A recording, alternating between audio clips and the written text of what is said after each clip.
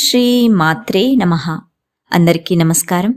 ఈరోజు ఈ వీడియోలో మనం వివాహ ప్రయత్నాలను ఫలింపచేసే మరియు కోరిన కోర్కెలన్నీ తీర్చే పార్వతీదేవి యొక్క 2 శక్తివంతమైన మంత్రాలను, వాటి యొక్క అర్థాలను, వాటిని పఠించడం ద్వారా పొందే ప్రతిఫలాలను తెలుసుకుందాం.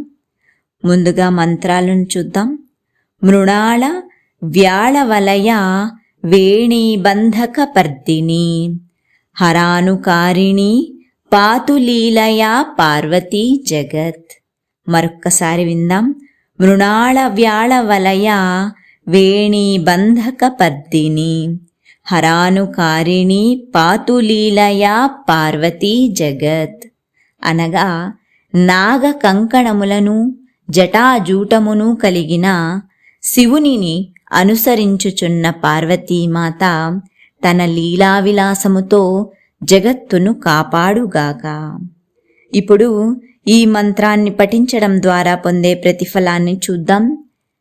ఈ మంత్రాన్ని ప్రతినిత్యం శ్రద్ధాభక్తులతో పఠించడం ద్వారా చేపట్టిన పనులలో అడ్డంకులు తొలగిపోవును, ఆనందంగా అభివృద్ధితో ఉన్న జీవితం లభించును, అన్ని రకాల దుష్ప్రభావాలు తొలగిపోవును మరియు ఆధ్యాత్మిక తత్వం వృద్ధి చెందును.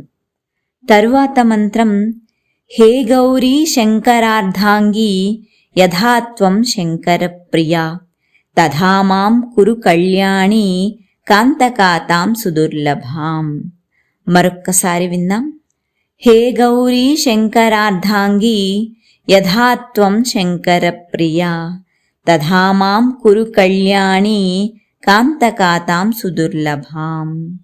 అనగా ఓ గౌరీదేవి, శంకరుని అర్ధాంగి, శంకరునకు ప్రియమైన మాత, మంగళప్రదాయిని, అందమైన మరియు అరుదైన దేవి, నా కోరికలను సిద్ధింపచేయుము.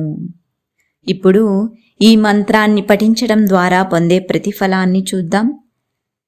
ఈ మంత్రాన్ని ప్రతినిత్యం శ్రద్ధాభక్తులతో పఠించడం ద్వారా వివాహం కొరకు చేసే ప్రయత్నాలు ఫలించును మరియు వివాహం తరువాత కలిగే సమస్యలకు పరిష్కారం లభించును. ఓం శ్రీ మాత్రే నమః.